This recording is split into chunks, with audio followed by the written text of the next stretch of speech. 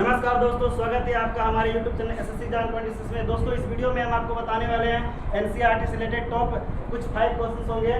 ठीक है, तो देर ना करते हुए आइए आते हैं वीडियो के मेन पॉइंट की ओर। ठीक है, आज का हमारा पहला सवाल है पदार्थ। ठीक है, पदार्थ किसको बोलते हैं? वैसा वस्तु जिसका आयतन और द्रव्यमान हो उसे पदार्थ कहते हैं। क्या होना चाहिए? आयतन और द्रव्यमान। दो कंडीशन है पदार्थ होने के लिए, आयतन और द्रव्यमान। अगर दो चीजें हैं, आयतन और द्रव्यमान, तो उसे पदार्थ कहेंगे। ठीक है, जैसे के लिए क्या हो गया?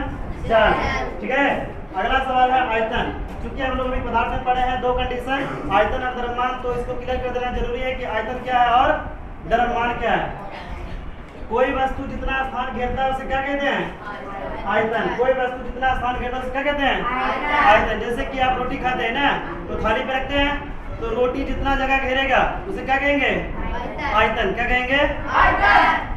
तीसरा सवाल है द्रव्यमान। किसी वस्तु में द्रव्य की संपूर्ण मात्रा को क्या कहते हैं? द्रव्यमान कहते हैं। जैसे कि आप दूध पीते हैं तो दूध को गिलास में रखते हैं, तो गिलास में रखते हैं जितना दूध का मात्रा है उसे क्या कहेंगे?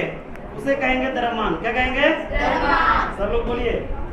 जैसे 1 kg दूध। ठीक है, एग्जाम्पल के लिए। तीसरा है अवस्था। पदार्थ का कितना अवस्था होता है? 3। पदार्थ के 3 अवस्था होता है। कितना अवस्था होता है? 3। कौन कौन? ठोस और गैस। ठोस, द्रव और गैस जो है पदार्थ का 3 अवस्था है। कितना अवस्था है? 3। अगला हम ठोस अवस्था के बारे में पढ़ेंगे। वैसा पदार्थ जिसका आयतन द्रव्यमान दोनों क्या हो? निश्चित हो। यानी कि उसका आयतन भी फिक्स होना चाहिए और द्रव्यमान भी, दोनों निश्चित होना चाहिए। जैसे कि टेबल, कुर्सी, किताब, इन सब चीजों का आयतन क्या होता है? फिक्स होता है, निश्चित होता है, और उसका द्रव्यमान भी क्या होता है? निश्चित होता है। ठीक है ना। अगला सवाल, द्रव पदार्थ किसे कहते हैं? वैसा पदार्थ जिसका आयतन अनिश्चित लेकिन द्रव्यमान क्या हो? निश्चित हो। जैसे पानी के विषय में बात किया जाए तो पानी का जो आयतन होता है वो निश्चित नहीं होता, लेकिन अगर उसके द्रव्यमान की बात किया जाए तो वो क्या होता है? निश्चित होता है। इसलिए पानी क्या है?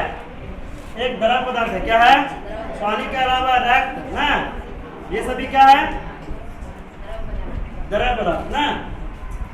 अगला सवाल है गैस पदार्थ। वैसा पदार्थ जिसका आयतन द्रव्यमान कुछ भी निश्चित ना हो।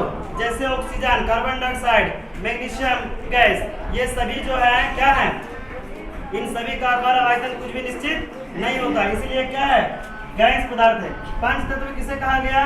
पहले के जो दार्शनिक लोग थे उन्होंने पदार्थ को 5 तत्वों में डिवाइड किया, जिसे क्या हो गया? वायु, पृथ्वी, अग्नि, जल, आकाश। इसे क्या कहा गया? पंच तत्व। क्या कहा गया? और इसका बनावट, यहाँ बनावट का मतलब है कि पदार्थ की बनावट। पदार्थ की बनावट कैसी होती है? छोटे छोटे कणों से, यानी कि पदार्थ के जो कण होते हैं वह छोटे छोटे कणों से मिलकर बने होते हैं। जैसे आप मिट्टी का एक टुकड़ा लीजिए, उसको थोड़ा सा तोड़िए, क्या हो जाएगा? वो छोटे छोटे कणों में डिवाइड हो जाएगा।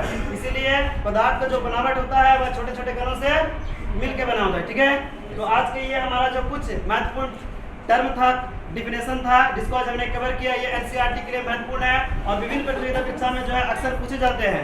तो अगर इस वीडियो से आपको कुछ भी जानने सीखने को मिला हो तो प्लीज़ वीडियो को लाइक, शेयर और कमेंट करना ना भूलें, ताकि हम आपके लिए इसी प्रकार के यूजफुल कंटेंट बनाते रहें।